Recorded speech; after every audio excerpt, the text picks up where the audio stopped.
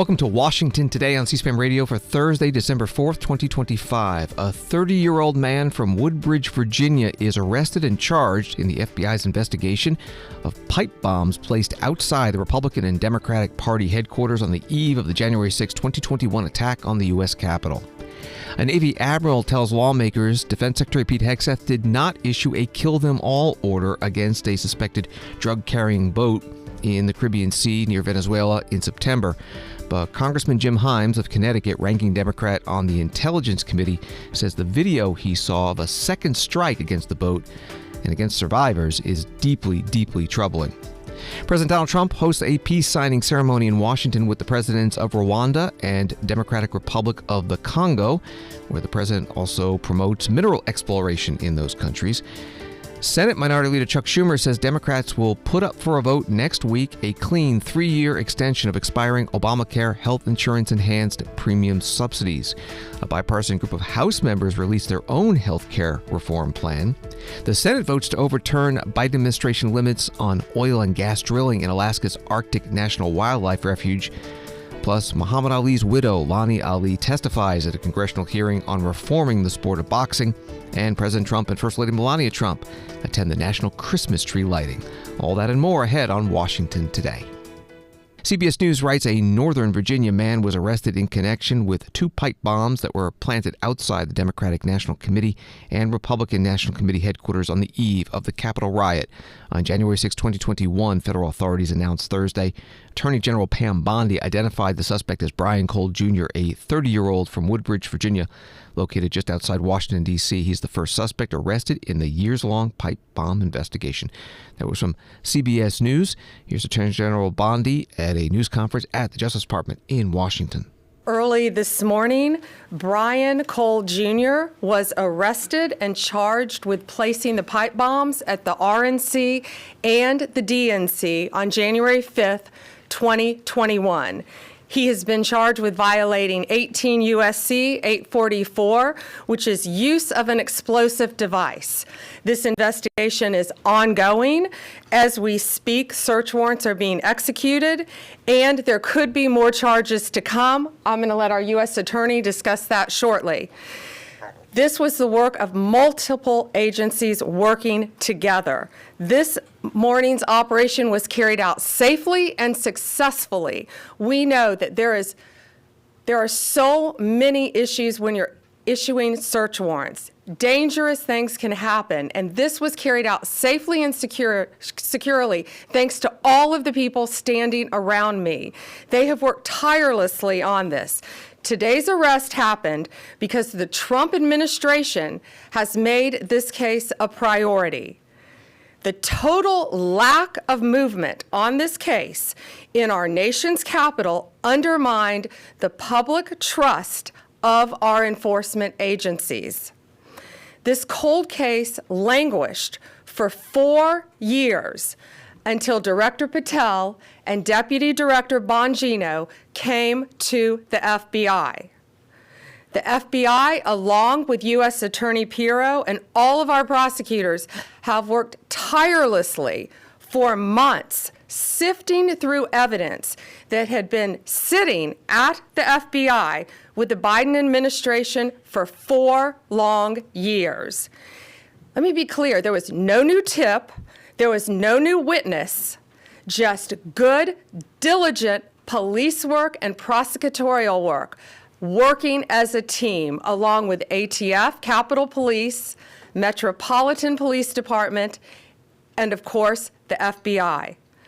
We are working every day to restore the public's trust. We hope that today is a significant step towards that progress. Attorney General Pam Bondi at a news conference at the Justice Department in Washington. More from the CBS News article about this development. The devices made out of one 8x8-inch pipes, kitchen timers, and homemade black powder did not detonate, but the FBI has called them viable and warned that they could have killed or injured people. The bombs were not discovered until the afternoon of January 6, 2021, as police in the area were overwhelmed by rioting at the Capitol building nearby. Former Vice President Kamala Harris, who was the vice president-elect at the time, was evacuated from the DNC headquarters shortly after the devices were found. That was from CBS News. FBI Director Kash Patel was also at today's news conference. When you attack American citizens, when you attack our institutions of legislation, when you attack our nation's capital, you attack the very being of our way of life.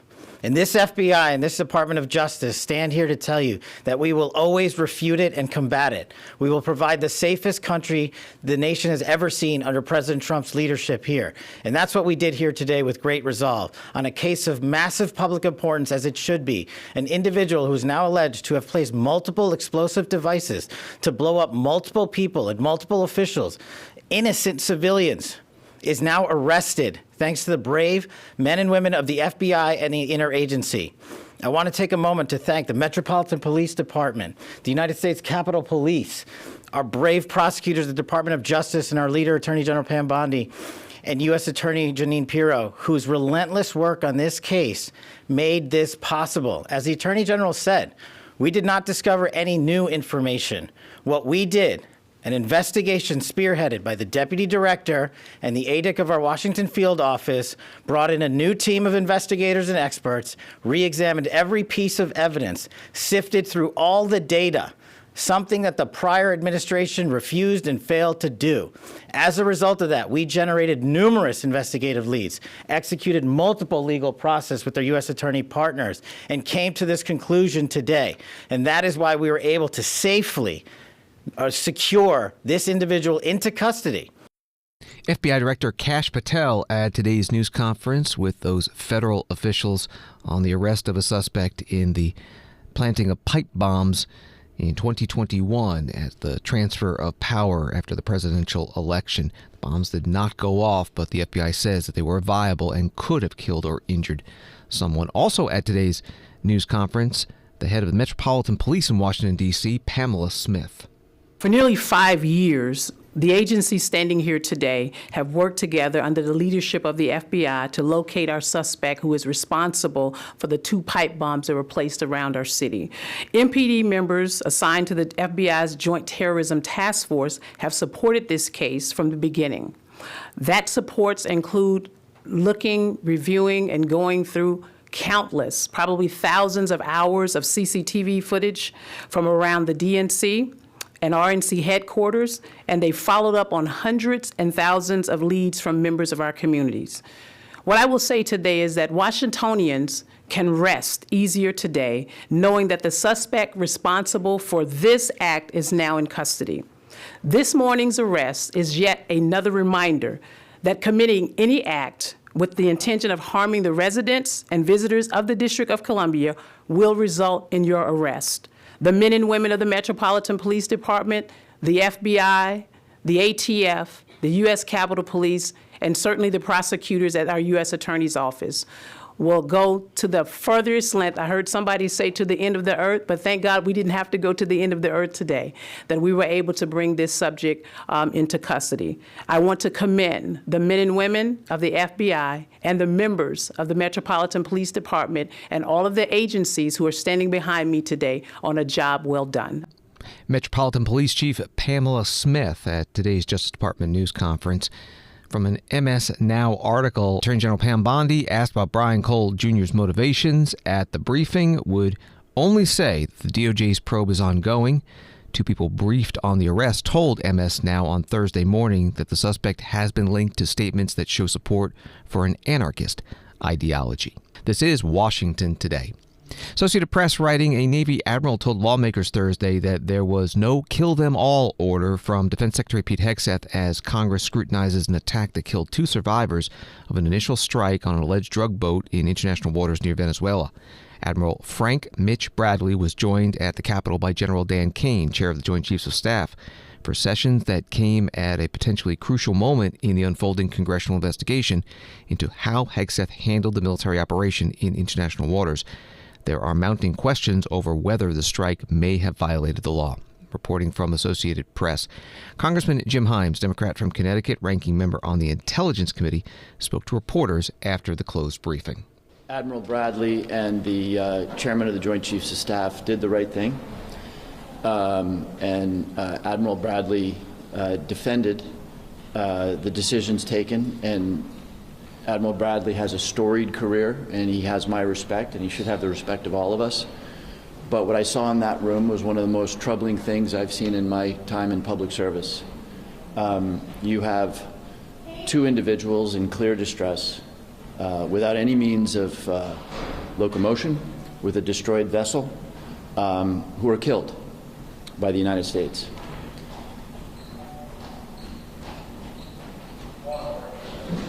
Can you tell us a little bit more about exactly what was so troubling? Like, what were some of the things that troubled you?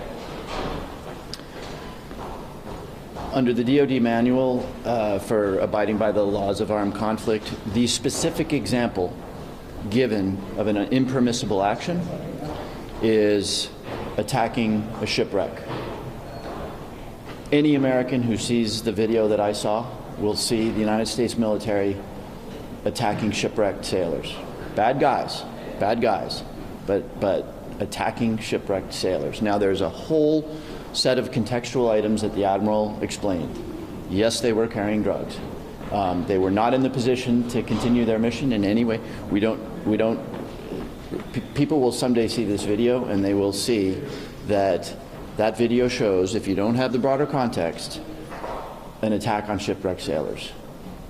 Who ordered that? The last thing I'm going to say is that the Admiral confirmed that there had not been a kill them all order, and that there was not an order to grant no quarter. So does it exonerate Hegseth? Does it exonerate him? Do you think the video should be released publicly? I do. Do you expect hearings, sir? Congressman Jim Himes, Democrat from Connecticut, Intelligence Committee ranking member, meeting with reporters after the classified Pentagon briefing on the drug boat strikes in September. Later, after senators were briefed, Senate Intelligence Committee Chair Tom Cotton, Republican from Arkansas, was asked by reporters about what Congressman Jim Himes had said. Did a JAG tell him? Said it's one of the most disturbing things he's seen in his career. Did that match up with what you, Congressman Himes? No, I didn't see anything disturbing about it. What's disturbing to me is that millions of Americans have died from drugs being run to America by these cartels. What's gratifying to me is that the president has made the decision, finally, after decades of letting it happen, that we're going to take the battle to them. And we're going to continue to strike these boats until cartels learn their lesson that their drugs are no longer coming to America. Did a military JAG say that the second and follow-on strikes were all lawful? Yes, look. This is not like a firefight in some cave in Afghanistan that had 3 people. This was witnessed by literally hundreds of uniformed and civilian personnel at the Pentagon, at Fort Bragg, at other installations. Dozens of them were lawyers. Everybody was watching. Everybody had seen the intelligence and the legal basis leading up to these strikes. Everyone was present during it, and that continues to be the case. There's been no change in the guidance or the order that the Secretary has given to our troopers. And in subsequent strikes, there is an example where survivors actually were shipwrecked and distressed and not trying to continue on their mission. And they were treated, as they should be, as non-combatants. They were picked up by U.S. forces. Just an example of how, of course, our military always obeys the laws of war.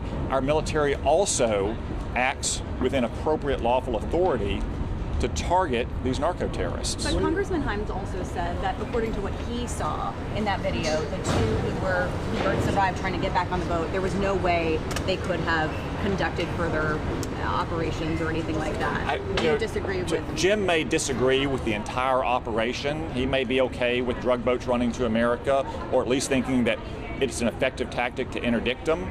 I just disagree with that. These are narco-terrorist, foreign designated terrorist organizations who are bringing drugs to our shores that have killed millions of Americans and thousands of Arkansans.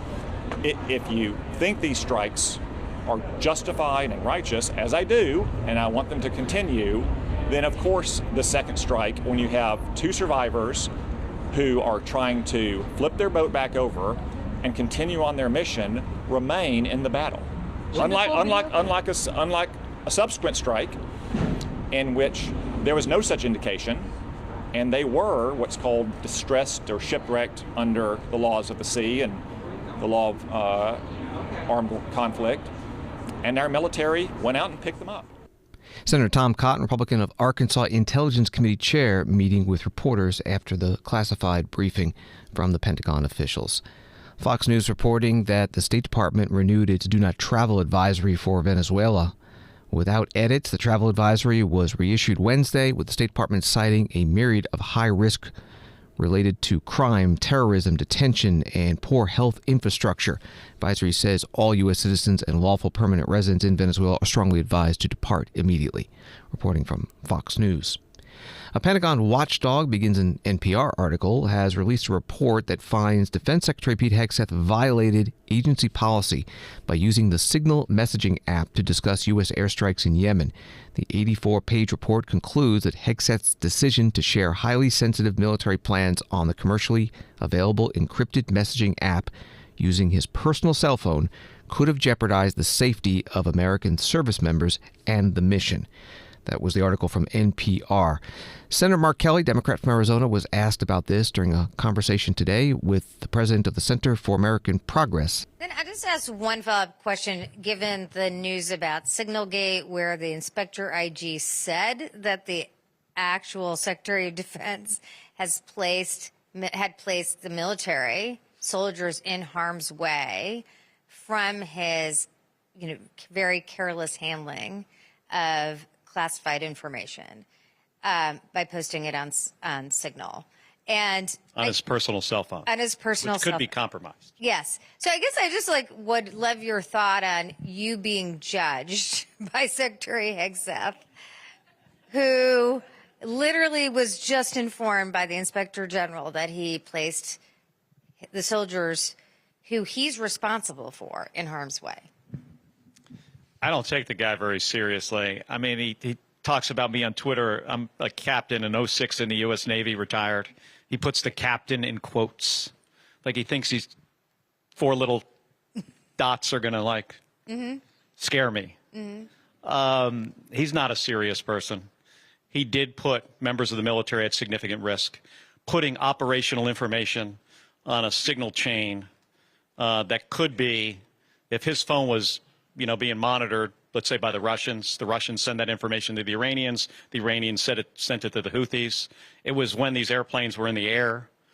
Houthis probably know generally where they're going for certain targets. They know where their aircraft carrier is. They know how fast the airplanes go. They could anticipate, what time these planes would be, in the range of surface-to-air missile systems. He could have shot them down. He wanted to show off to his buddies on the National Security Council. Ooh, look what I just heard. I just got this cool information. I'm going to share it with you. There are also devices, as you know, that you can share classified information that he should have had access to. Mm-hmm. So, yeah, he was told by the Inspector General that he put those folks at risk. He also said the information wasn't classified because after the fact, he declassified it in his head. That's not how it worked when I served in the government. Not how it's supposed to work. Just to say. Neera Tanden is now president and CEO for the Center for American Progress, interviewing Senator Mark Kelly, Democrat from Arizona. Back to the NPR article about this. Secretary Hegseth declined to be interviewed for the investigation and instead provided only a written statement where he argued that the information he shared in the Signal chat did not require classification. In a statement issued ahead of the report's public release, Pentagon spokesman Sean Parnell said the findings showed Hegseth did nothing wrong. Parnell said the Inspector General review is a total exoneration of Secretary Hegseth and proves what we knew all along. No classified information was shared. This matter is resolved and the case is closed. Reporting from NPR. You're listening to Washington Today. President Donald Trump, writes AP, praised the leaders of the Democratic Republic of Congo and Rwanda for their courage as they signed onto a deal on Thursday aimed at ending the conflict in eastern Congo and opening the region's critical mineral reserves to the U.S. government and American companies. The moment offered Trump, who has repeatedly and with a measure of exaggeration boasted of brokering peace in some of the world's most entrenched conflicts, another chance to tout himself as a deal-maker extraordinaire on the global stage and make the case that he's deserving of the Nobel Peace Prize. That was from the AP article. Here's President Trump at the signing ceremony. For more than 30 years, one of the worst conflicts on earth has been raging in eastern Congo. Millions and millions of people have been tragically killed, went on forever, and countless more have been displaced from their homes. Families have been destroyed. It's been a disaster. Many administrations have tried, but probably not too hard, knowing who preceded me. But they tried. It says they've tried, but we tried harder to end this conflict. But they've accomplished, obviously, they accomplished very little because the killing went on at levels that just got worse and worse. And today we're succeeding where so many others have failed, and this has become the 8th war that we've ended in less than 1 year. Such an exciting thing to do. This has been a really, because we're talking about 30 years of fighting, 30 years, much more than 10 million lives. Last June, thanks to the efforts of Secretary Rubio and Mr. Boulos, Rwanda and the DRC reached a landmark agreement to move toward peace. They started the process. I met with some of their great representatives who are here also, and we started a great process.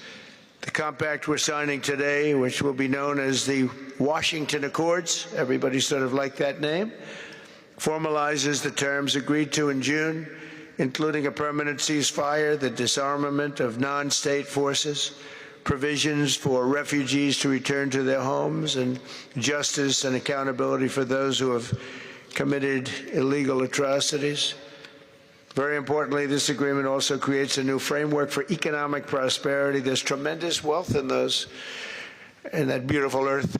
It's beautiful earth, but it was stained badly with blood, tremendous amounts of blood. But in the region that will support a lasting peace, and the Democratic Republic of the Congo and Rwanda have agreed to more closely integrate their economies with each other rather than fighting, and they'll be doing that. And these two gentlemen are very smart, and I think they liked each other a lot. I spent time with them. I think they liked some people may be surprised. I really do. I think they've spent a lot of time killing each other, and now they're going to spend a lot of time hugging, holding hands, and taking advantage of the United States of America economically like every other country does. President Donald Trump, along with the presidents of Rwanda and the Democratic Republic of the Congo, today at the U.S. Institute of Peace in Washington, D.C. USIP was renamed on Wednesday by the State Department as the Donald J. Trump U.S. Institute of Peace. NBC News writing about that. The agency, which has been known as the U.S. Institute of Peace since Congress established it in 1984, has been embroiled in a legal battle over whether the Trump administration's Department of Government Efficiency had the power to dismantle it earlier this year. Most of the independent, nonpartisan institution's staff was let go in March. That was from NBC News. The president of another African country, Kenya, was at the State Department in Washington today to sign an agreement with Secretary of State Marco Rubio in which the U.S. will provide more than $1.6 billion over 5 years for Kenya's healthcare system, and Kenya is agreeing to increase its own healthcare spending by $850 million over those 5 years. Secretary Rubio said this is the first such agreement under the Trump administration's new America First Global Health Strategy. The United States has spent billions of dollars over the years in helping with health strategies all across the world. What we learned over time, and especially after coming here, is that oftentimes, and I'm oversimplifying it, but this is an accurate description, what would happen is we would go to a country and say, we're going to help you with our health care needs. Then we would drive over to Northern Virginia somewhere, find an NGO, one of these organizations, give them all the money, tell them go to this country and do their health care program for them. That NGO would then take about, some percentage of that money for their overhead and administrative costs. And by the time it got down to it, the host country had very little influence. It was sort of imposed on them. And only a percentage of the overall money ever actually reached the patients and the people on the ground that we were trying to help because of these costs. This makes no sense. So why are we hiring American and international NGOs to go into other countries and run healthcare systems that are parallel and sometimes in conflict with the healthcare systems of the host country? If we're trying to help countries, help the country. Don't help the NGO to go in and find a new line of business. And so that's what the model that we're breaking. We're not doing this anymore. We are not going to spend billions of dollars funding the NGO industrial complex while close and important partners like Kenya are either have no role to play or have very little influence over how healthcare money is being spent. Bottom line is, if you want to help a country, work with that country, not work with a third party that imposes things on that country. And so for us, we hope to sign many of these in the days to come. But the first one we're going to sign is with Kenya. And the reason why is twofold. Number one, because of our close partnership. Number two, because they have stable and strong institutions, both in government and in the healthcare sector. And over the next few years, we're going to be investing $1.6 billion in health assistance over the next 5 years. And you'll see how that program works out. But the investment is in combination. It will allow us, first of all, to leverage the private sector to create a sustainable U.S. health assistance model around the world, and not just in Kenya, but this is the perfect place to prove that it's going to work, because it is going to work.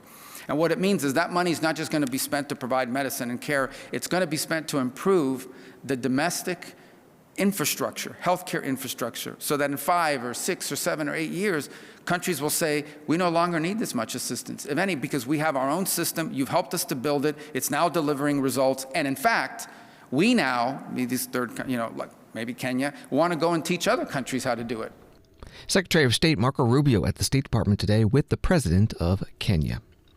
On Capitol Hill, the U.S. House of Representatives passed a bill that bars the Education Department from providing funds to K-12 public schools in the U.S. that have partnerships with cultural or language institutes or learning centers directly or indirectly aided by China, known as Confucius Institutes or classrooms. The bill is titled Promoting Responsible Oversight to Eliminate Communist Teachings or Protect Our Kids Act. The sponsor, Congressman Kevin Hern, Republican from Oklahoma, spoke before the vote. Through the Belt and Road Initiative, the Chinese Communist Party has been spreading its malign influence for over a decade. This initiative has one goal: to increase China's economic and political dominance over the United States and the world. Disguised as harmless global infrastructure, transportation, and production networks, this global campaign is anything but harmless. Education is one of the primary targets of the Belt and Road Initiative, and they're succeeding in their mission to indoctrinate American students with their communist ideals. Chinese state media has even bragged about the success of Confucius Institutes and other educational initiatives in spreading the CCP's influence. This doesn't stop our college campuses.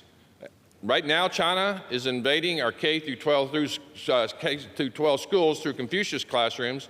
Over the last decade or more, the CCP has infiltrated our public education system, setting up Chinese language and cultural programs in primary and secondary schools. Similarly to the Confucius Institute model at our universities, China rapidly expanded these programs to over 1,000 established worldwide by 2017, over 500 which were in the United States. In exchange, their contracts allow China to staff those classrooms, provide curriculum, and require teachers to sign contracts, ensuring they do not damage the national interest of China.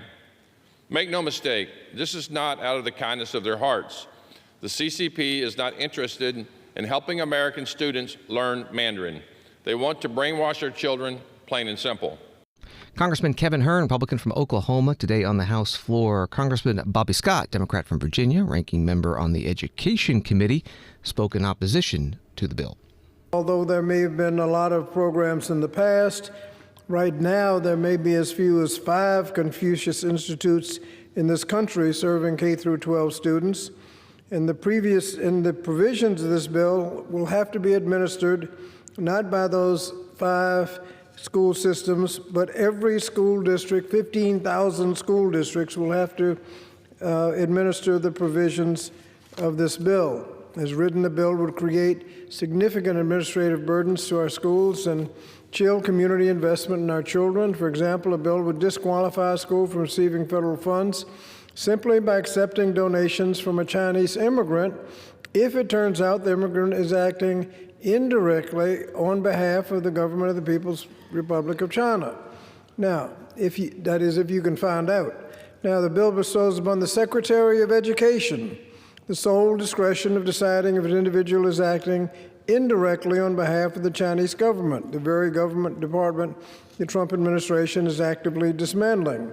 Without any additional funding or dedicated help, schools will have to become investigators and determine if an individual who wanted to donate to the school or participate in parents' contributions could possibly be tied to the Chinese government.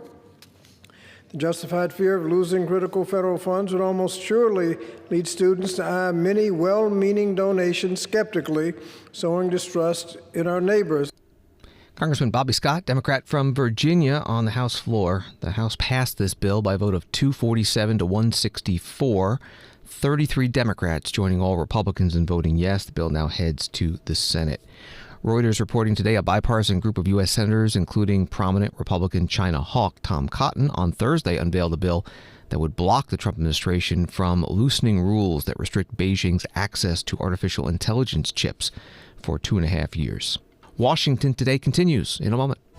Friday on C-SPAN's Ceasefire, at a time when finding common ground matters most in Washington. Host Dasha Burns sits down with Democratic California Congressman Ro Khanna and Republican Nebraska Congressman Don Bacon for a bipartisan dialogue on the top issues facing the country, including rising U.S. tensions with Venezuela and the future of ACA subsidies. Bridging the divide in American politics. Watch Ceasefire, Friday at 7 p.m. and 10 p.m. Eastern and Pacific, only on C-SPAN. You can also find Ceasefire as a podcast wherever you listen to podcasts. Welcome back to Washington Today, available as a podcast wherever you find your podcasts and on the free C-SPAN Now mobile app. A few more headlines. Reuters writing, a U.S. appeals court on Thursday handed a victory to President Donald Trump in his effort to keep National Guard troops in Washington, pausing a lower court order that would have ended the deployment in the coming days.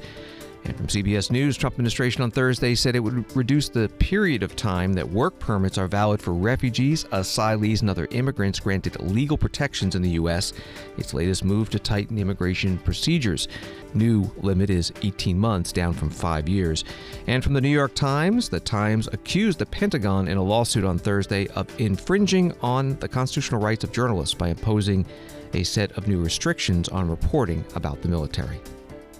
Now to health care. NBC News reporting that Senate Minority Leader Chuck Schumer, Democrat from New York, said Thursday the Democrats will force a vote next week on a bill to extend expiring Affordable Care Act tax credits and prevent health insurance premiums from skyrocketing for millions of Americans. Schumer said it will be a clean 3-year extension of the enhanced ACA funds that first passed in 2021, designed to cap premiums for an average marketplace plan to 8.5% of income, and he said every single Democrat will support it. That was from NBC News. Senator Schumer spoke on the Senate floor. Today, I'm announcing that Senate Democrats will introduce legislation for a clean 3-year extension of the current ACA tax credits. This is the bill, a clean 3-year extension of ACA tax credits that Democrats will bring to the floor of the Senate for a vote next Thursday, and every single Democrat will support it. Republicans have 1 week to decide where they stand. Vote for this bill and bring health care costs down, or block this bill and send premiums skyrocketing. That's what's at stake when we vote next week. It's going to be one of the most important votes we take because it's showing who's on the side of the American people and lowering their health care costs, and who's on the side of the big special interests and is going to raise health care costs, allow them to raise health care costs for America.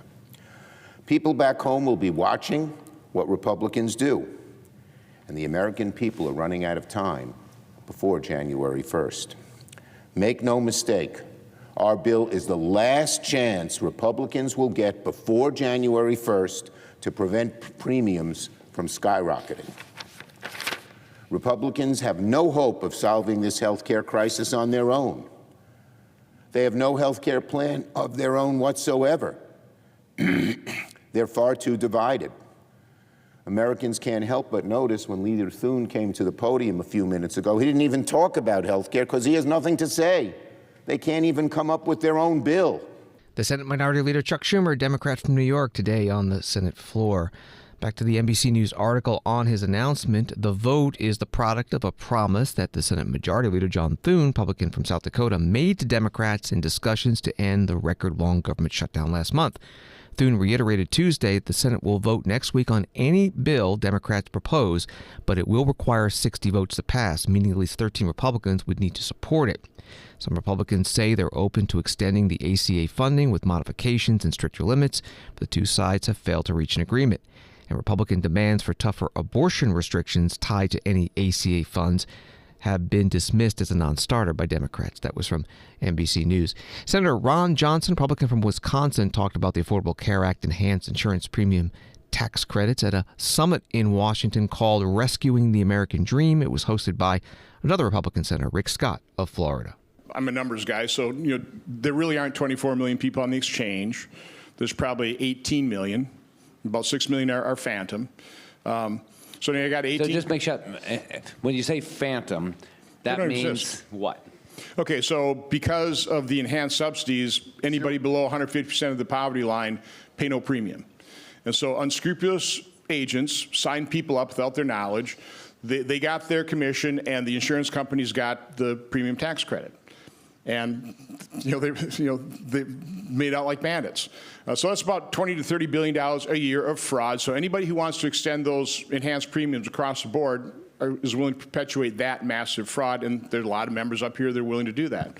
But anyway, so the problem is not the 24 million, because they don't exist. It's about 18 million, but not the 18 million. It's the people above 400%, particularly those who are between like 55 and 65, who literally are facing, because of Obamacare, premiums of over $30,000 a year. They were oftentimes lured into retirement because the subsidies during the pandemic, well, hell, we can get health care and it's going to be paid for by the government. So now those folks are literally facing massive increases in insurance. So I'm willing to take a look at that. It's about 1.6 million people. And I've made a couple of proposals. Obamacare, as it was originally designed, once you hit 400% of poverty, you are expected to pay 9.5% of your income for health care. I don't think that's unreasonable. Again, that's if the enhanced subsidies go away for under 400, everybody just goes back to that. Rather than expect to pay 8.5%, they're going to have to go up to 9.5%. Big deal. So, but over that, what percent should we as American taxpayers expect somebody who's making $120,000, $150,000, $180,000, what percent of that income should they pay for health care? Should it be 10%, 11%, 12%? So again, if we do it, if we approach it that way, let Obamacare subsidies go back to the way it originally was, as much as I hate the plan, but just let that expire. By the way, the no premium policies go away, because there were no premium policies under the original Obamacare, so we take care of that automatically by just letting, you don't have to do anything, it just automatically expires. But I'm happy and willing to work with Democrats on the 1.6 million people on a temporary basis. In exchange for that, I'd want real reforms. Okay? Common sense reforms that Kurt Anderson could poll the American people and go, yeah, we agree with that. Yeah, we don't want to see illegals get health care. Again, some basic things, that's what we would get in exchange for, I don't know, $2 to $3 billion, I'm assuming is what, my plans would cost. I just can't get a CBO score. Senator Ron Johnson, Republican from Wisconsin, on a panel about health care reform today at a summit in Washington titled Rescuing the American Dream. Washington Post article writing about the expiring ACA enhanced premium tax credits. Multiple bipartisan factions in the House have floated their own ideas for a compromise, but they've not received assurance from Speaker Mike Johnson that he would put it up for a floor vote. Many House Republicans remain steadfastly opposed to extending the COVID-era subsidies and have suggested more sweeping reforms that they argue could bring down the cost of health care. Johnson told reporters Thursday that he intends to propose a health care plan next week and vote on it before the end of the year, but it's unclear what the proposal would be or whether it could notch enough Republican votes to pass the House. Democrats are not expected to support the measure. Also, this from the Washington Post article, a group of more than 30 bipartisan House members led by Jen Kiggans, Republican of Virginia, and Josh Gottheimer, Democrat from New Jersey, proposed a framework Thursday that would extend the credits for 2 years with income caps and new guardrails to prevent fraudulent payouts, and would extend the open enrollment period until mid-March. Again, that's all reporting from Washington Post. C-SPAN covered the news conference with that bipartisan group. First, Congressman Gottheimer. This bipartisan group came together, has been working for weeks, and I know Jen and I are very grateful for everybody's incredible leadership and all the time they've put in, talking not just to each other, but with the groups of senators and putting aside the BS and delivering real solutions for people. Lots of Zooms and lots of calls, and we finally produced something called Common Ground 2025. You'll see it in the giant easel over there. It's backed by 35 House Democrats and Republicans and will actually help make health care more affordable for American families. For us, this is all about working together to find common ground for the American people and to make life more affordable for them. The framework includes an extension of health insurance premium savings for American families with targeted modifications to help ensure families can still get the help they need. I think you all have copies of it, of the plan. If you don't, we'll make sure, just raise your hand, we'll make sure you get one. It's paid for and takes steps to ensure we root out fraud. We're calling for a vote by December 18th in both chambers of Congress to get something done before premiums rise in January.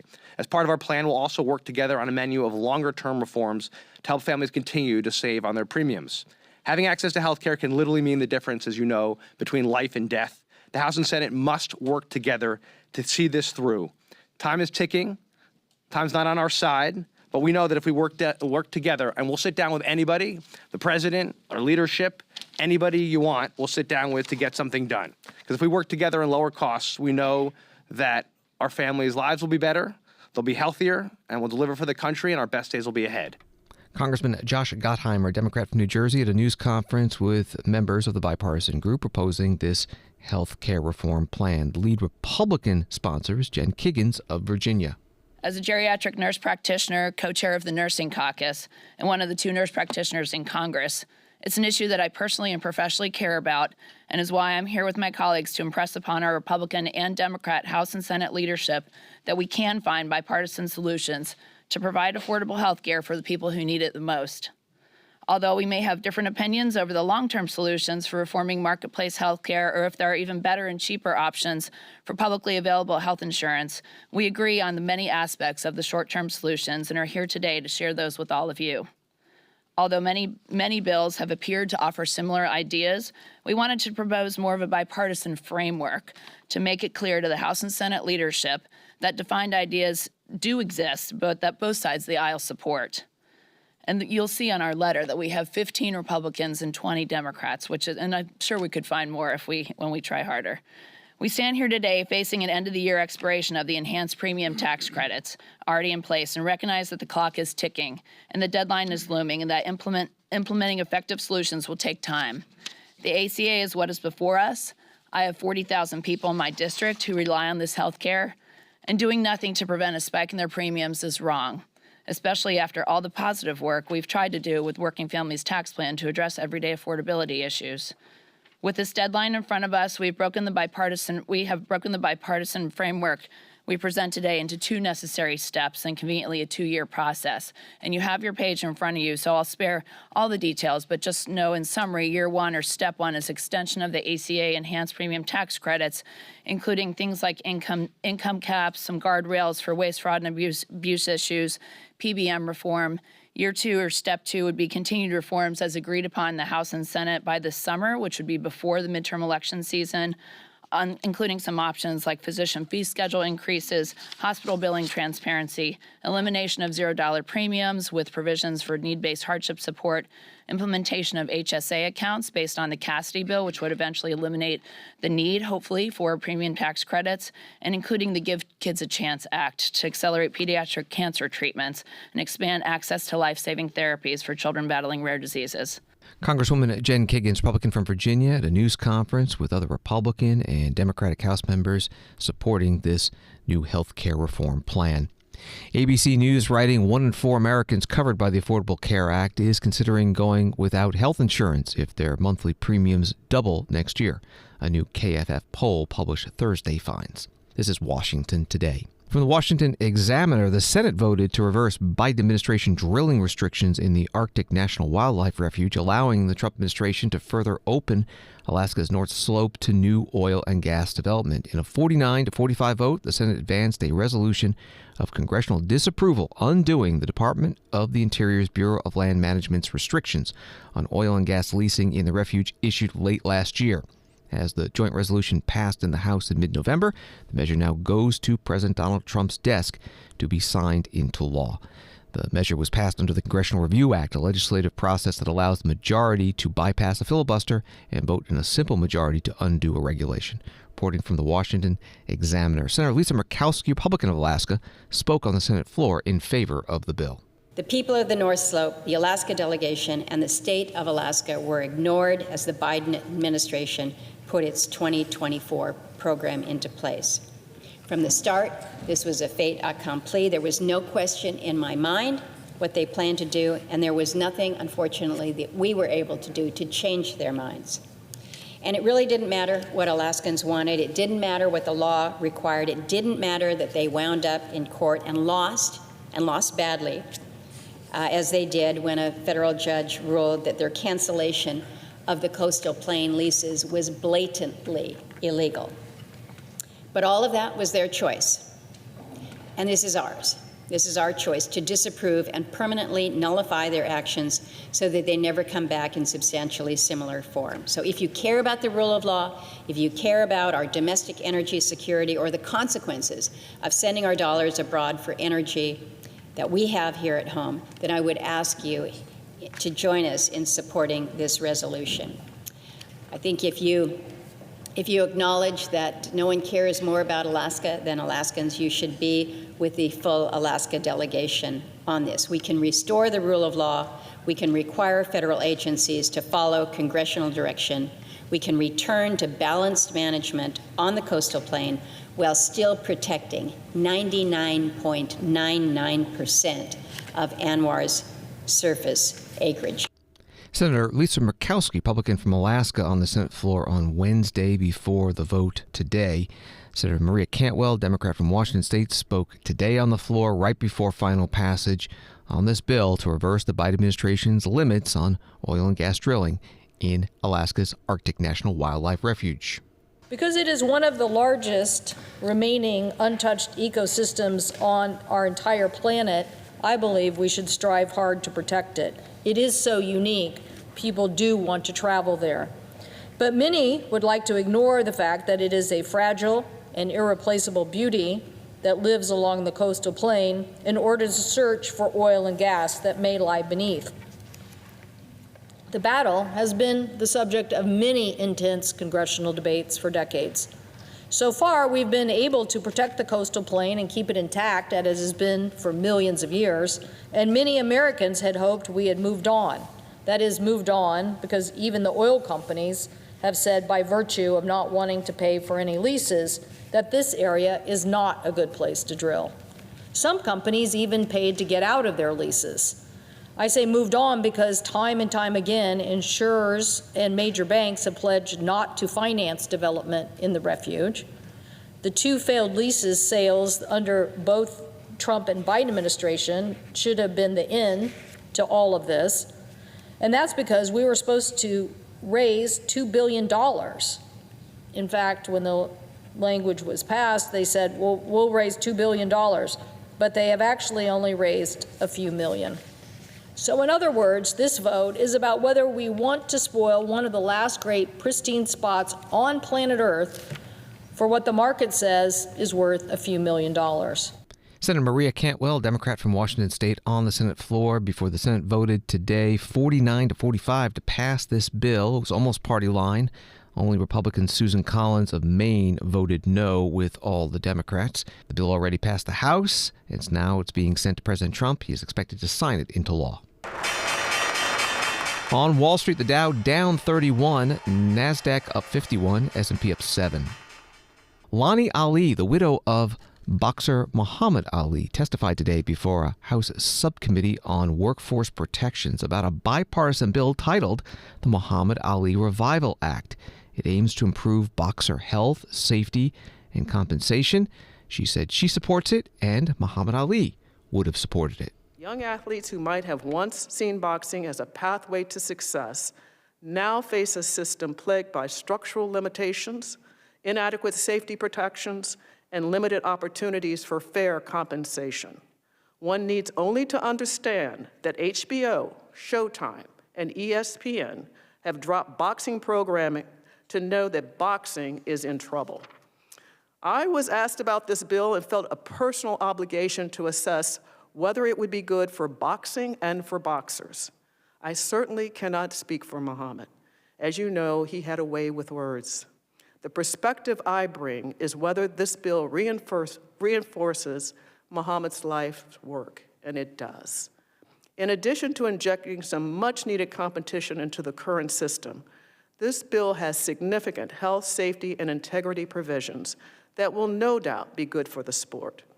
These three elements are particularly meaningful to me.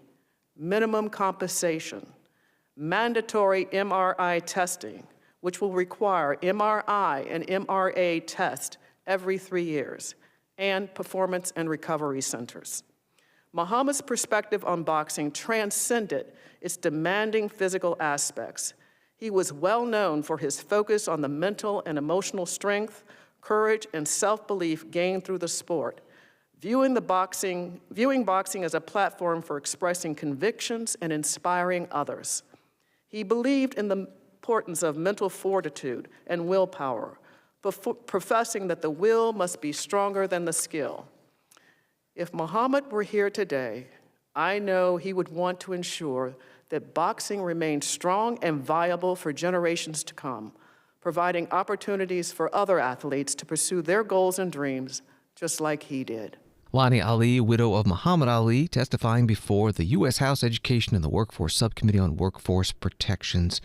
The bill she talked about is bipartisan. It's been introduced by Brian Jack, Republican of Georgia, and Sharice Davids, Democrat from Kansas. But the subcommittee's ranking Democrat, Ilhan Omar of Minnesota, said in her opening statement, unfortunately, there are sections of the Revival Act that raise serious questions about who will actually control the future of boxing. It would remove guardrails that prevent influential promoters from controlling the industry and forcing boxers into contracts that they do not benefit from. This legislation could also allow major corporations to completely take over the sport, leaving boxers without the leverage or the ability to advocate for themselves and their physical and financial health. Ahead of the FIFA World Cup draw on Friday at the Kennedy Center in Washington, D.C., the 2026 World Cup is being co-hosted by the U.S., Mexico, and Canada. Today, Transportation Secretary Sean Duffy held a kickoff celebration at the department in the nation's capital. He talked about preparations for moving the millions of fans by plane, train, transit, and over the roads, and making sure lots of refreshments, he mentioned specifically beer and hot dogs, get to the stadiums. Secretary Duffy also took a moment to speak about a more serious issue that happens when these big events occur, human trafficking. I do want to take a moment, and I don't want to be a Debbie Downer for you all, but one of the issues that we see that I think is it's a tragedy. There's a lot of human trafficking in the U.S., but around the world. And when big sporting events like this happen, it is a time when more human trafficking takes place. And we want to do all we can to make sure we stop these young women who are being trafficked. And I want to take a moment, I was just talking about transit. The New Jersey transit team has gone above and beyond to make sure they're running ads, heightening the knowledge of their travelers to understand the signs of someone who may be trafficked. And so the DOT today, U.S. DOT, is going to award for their great work New Jersey Transit an additional $50,000 as a recognition of the work that they're doing to stop human trafficking and to maybe put a few more resources into that effort to make sure people see the signs. Again, we want to enjoy these games. It's a great time to celebrate, It's a great time for countries to rally around their teams, but we also want to make sure that if there are bad things happening, that we're doing all we can to stop it. So to New Jersey Transit, we thank them for all that. Transportation Secretary Sean Duffy at a World Cup draw kickoff event today at the Transportation Department in Washington. The draw itself will be Friday at the Kennedy Center, also in Washington, D.C. Be co-hosted by Kevin Hart and Heidi Klum. Entertainers will include Andrea Bocelli, Robbie Williams, and the Village People performing President Trump's signature campaign song, YMCA. And finally tonight, President Trump and First Lady Melania Trump taking part in the National Christmas Tree lighting on the ellipse south of the White House. This year's tree is a 35-foot red spruce from the George Washington and Jefferson National Forest in Virginia. As we go to air with Washington Today, the president has not yet spoken, but earlier, Interior Secretary Doug Burgum made some remarks. We gather here to celebrate the presidential lighting of this tree and all that that tree represents.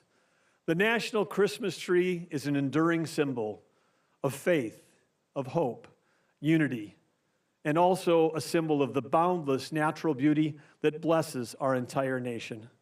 Tonight, we also honor a presidential legacy that began 102 years ago when Calvin Coolidge, the President of the United States at that time, 1923, he lit the first national Christmas tree right here, just steps away from where we are.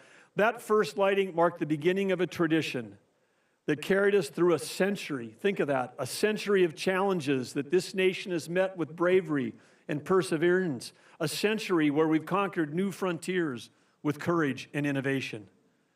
It's moments like a reflection like this and a tradition like this that reminds us of who we are as a country, where we've been, and what we stand for.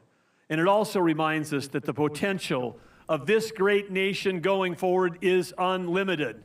Interior Secretary Doug Burgum at the National Christmas Tree lighting ceremony on the ellipse south of the White House.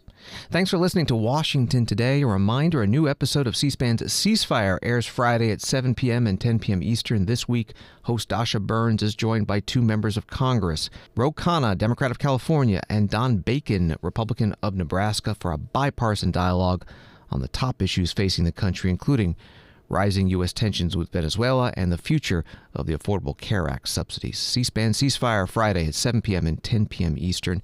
And some news about more places you can watch C-SPAN. C-SPAN is on YouTube TV. Current and new subscribers now have access to C-SPAN, C-SPAN 2, and C-SPAN 3. Again, thanks for listening to Washington Today. Have a good night.